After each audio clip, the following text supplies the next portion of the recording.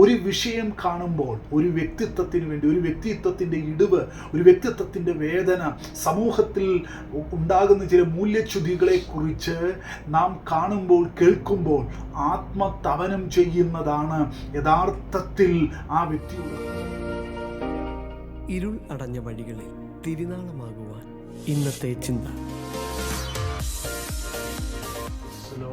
ഈ മീഡിയ പ്ലാറ്റ്ഫോമിലൂടെ ദൈവദിനം ശ്രദ്ധിക്കുന്ന എല്ലാ മാന്യ ശ്രോതാക്കൾക്കും ക്രിസ്തുവിൽ വന്ദനത്തെ അറിയിക്കുന്നു. നമുക്ക് അല്പസമയത്തെ ദൈവവചന ചിന്തയ്ക്ക് ഇന്ന് തിരഞ്ഞെടുത്തിരിക്കുന്ന വേദ അധ്യായം യെശയ്യാവ് 37 അധ്യായത്തിൽ നിന്നാണ്. അത് സവിസ്തരം ആ അധ്യായത്തിലേക്ക് നാം ഒന്ന് കണ്ണോടിക്കുമ്പോൾ നിരവധി ആശയങ്ങൾ അതിനകത്ത് ഉണ്ടെങ്കിൽ പോലും ഹിസ്കീയാവ് എന്ന ഒരു രാജാവ്, ആ രാജാവിലുണ്ടായിരുന്ന ചില ക്വാളിറ്റികളെക്കുറിച്ചാണ് നാം ഇന്ന് പകലിൽ ചിന്തിക്കുന്നത്. അതുകൊണ്ട് തന്നെ ഞാൻ ഇതിന് ഒരു തലവാചകം കൊടുത്തു: ഹിസ്കീയാവ് എന്ന പ്രാർത്ഥന മനുഷ്യൻ. യെശയ്യാവ് 37:15 ഇങ്ങനെയാണ് നമുക്ക് കാണുവാൻ കഴിയുന്നത്. ആ മനുഷ്യൻ ഹിസ്കീയാവ് യഹോവയോട് പ്രാർത്ഥിച്ചു പറഞ്ഞത് എന്തെന്നാൽ, നമുക്കറിയാം ഒരുപാട് വ്യക്തിത്വങ്ങൾ ഈ ഉലകിൽ പ്രാർത്ഥിക്കുന്നുണ്ട്. എന്നാൽ ആ മനുഷ്യൻ്റെ പദവി, 3 കാര്യങ്ങൾ എനിക്ക് ഹിസ്കീയാവ് എന്ന പ്രാർത്ഥനാ മനുഷ്യനിൽ കൂടെ എനിക്ക് മനസ്സിലാക്കുവാൻ കഴിഞ്ഞു. ഒന്ന്, വിശ്വസ്തനായി സേവ ചെയ്ത ഒരു രാജാവ്. 2, ദൈവത്തെക്കുറിച്ചുള്ള വ്യക്തമായ ഒരു കാഴ്ചപ്പാട്. 3, കഷ്ടതയും വേദനയും നിന്ദയും ശാസനവുമുള്ള ഒരു ദിനത്തെക്കുറിച്ചുള്ള നിർണയം. പ്രിയരെ, നാം പ്രാർത്ഥിക്കുന്നവരാണ്, ആരാധിക്കുന്നവരാണ്, ദൈവത്തെ സ്തുതിക്കുന്നവരാണ്. ആമേൻ. എന്നാൽ ഈ മനുഷ്യൻ ഒരു പ്രാർത്ഥനാ മനുഷ്യനാണ് എന്നതിനുള്ള ഒരു തെളിവ് അടുത്ത അധ്യായത്തിലേക്ക് നമ്മൾ വരുമ്പോൾ, ഞാൻ നിന്റെ പ്രാർത്ഥന കേട്ടു എന്ന് പറയുന്ന ഒരു സന്ദർഭമുണ്ട്. ട്യൂമർ എന്ന രോഗത്തിന് അടിമയായി വേദപണ്ഡിതന്മാർ പറയുന്നു, അദ്ദേഹത്തിന് ഒരു ട്യൂമർ എന്നാണ് പറയുന്നത്. എങ്കിൽ പോലും ആ പ്രാർത്ഥനാ മനുഷ്യൻ്റെ ജീവിതത്തിൽ വന്ന ആ പ്രതിസന്ധിയുടെ നടുവിൽ പതറാതെ നിന്നു. പ്രാർത്ഥനയ്ക്ക് ദൈവം ഒരു മറുപടി നൽകി. നമുക്ക് പെട്ടെന്ന് ഒരുപക്ഷെ ലഭിക്കുന്ന മറുപടികളുണ്ട്, ദിനങ്ങൾ കഴിഞ്ഞ് ലഭിക്കുന്ന മറുപടികളുണ്ട്.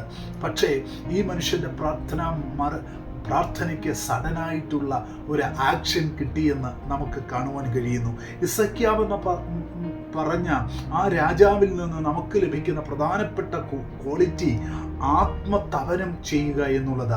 ഈ സന്ദേശം ഈ മാധ്യമത്തിൽ കൂടെ ശ്രദ്ധിക്കുന്ന സഹോദരങ്ങളെ, ഞാൻ നിങ്ങളോട് വിളിച്ചു പറയട്ടെ, ആത്മതപനം എന്ന് പറയുന്നത് ഒരു ചെറിയ കാര്യമല്ല.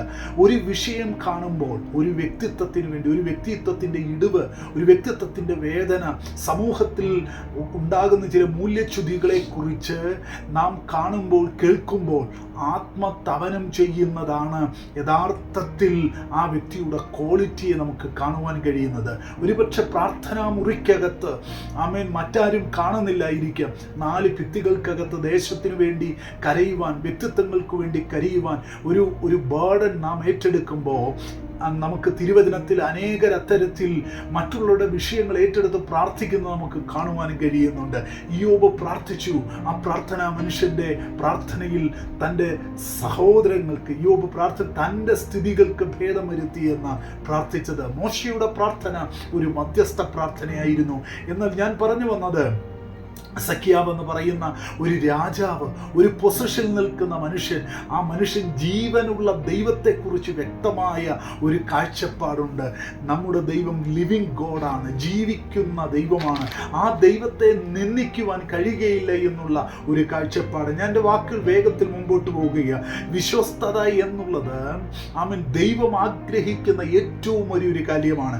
നമ്മളെ ഏൽപ്പിക്കുന്ന ചെറിയ കാര്യമായിക്കൊള്ളട്ടെ, വലിയ കാര്യമായിക്കൊള്ളട്ടെ, എന്തിലും അതിലും നാം വിശ്വസ്തതയുണ്ടെങ്കിൽ അല്പത്തിൽ വിശ്വസ്തനായിരിക്കുക, എന്നാൽ ഞാൻ നിന്നെ അധികത്തിൽ വിചാരകനാക്കും. ഈ ശബ്ദ സന്ദേശം ശ്രവിക്കുന്ന സ്നേഹിത, ഒരുപക്ഷെ നിങ്ങൾ വിചാരിക്കും എനിക്ക് പ്രസംഗിക്കുവാൻ അറിയത്തില്ല, പ്രാർത്ഥിക്കുവാൻ കഴിയത്തില്ല, എനിക്ക് വലിയ വർഷിപ്പ് ലീഡർ അല്ല. പക്ഷേ നമ്മളെ ഏൽപ്പിച്ച കാര്യത്തിൽ വിശ്വസ്തത പുലർത്തുന്നതാണെങ്കിൽ ഇന്നല്ലെങ്കിൽ നാളെ നമ്മെ ദൈവം ആദരിക്കും, മാനിക്കുമെന്നതിൽ രണ്ടു പക്ഷമില്ല എന്ന് വളരെ ആഴമായി ഞാൻ വിളിച്ചു പറയുന്നു. ഹിസ്കിയാവ് എന്ന പ്രാർത്ഥനാ മനുഷ്യനിൽ നാം കണ്ട പ്രധാനപ്പെട്ട ഒരു ഗുണം എന്ന് പറയുന്നത് വിശ്വസ്തനാണ്. ആ മനുഷ്യൻ ദൈവം പറഞ്ഞു ആ മനുഷ്യൻ വിശ്വസ്തനാണ്. അദ്ദേഹത്തിനും അറിയാം ഞാനൊരു വിശ്വസ്തനാണ്. അപ്പോൾ അങ്ങനെയെങ്കിൽ ഈ കാലഘട്ടത്തിൽ അവിശ്വസ്തന്മാർ ഒരുപാടുണ്ടായിരിക്കെ വിശ്വസ്തരെയാണ് ദൈവം തേടുന്നത് ചില കാര്യങ്ങൾ ഏൽപ്പിക്കാൻ. ഹിസ്കിയാവിനെ പോലെ നമുക്കും പ്രാർത്ഥനയാൽ ശത്രു കെട്ടിവെച്ചിരിക്കുന്ന ചില സ്ട്രോങ് ഹോൾഡേഴ്സിനെ പുൾ ഡൗൺ ചെയ്യുവാൻ തക്കവണ്ണം വിശ്വസ്തനായി സേവ ചെയ്ത ഒരു ഹിസ്കിയാവിനെ പോലെ, ദൈവത്തെക്കുറിച്ച് വ്യക്തമായി കാഴ്ചപ്പാട് പ്രാപിച്ച ഒരു ഹിസ്കിയാവിനെ പോലെ കഷ്ടതയും വേദനയും നിന്ദയുമുള്ള ഒരു ദിവസം നമുക്കുണ്ട്.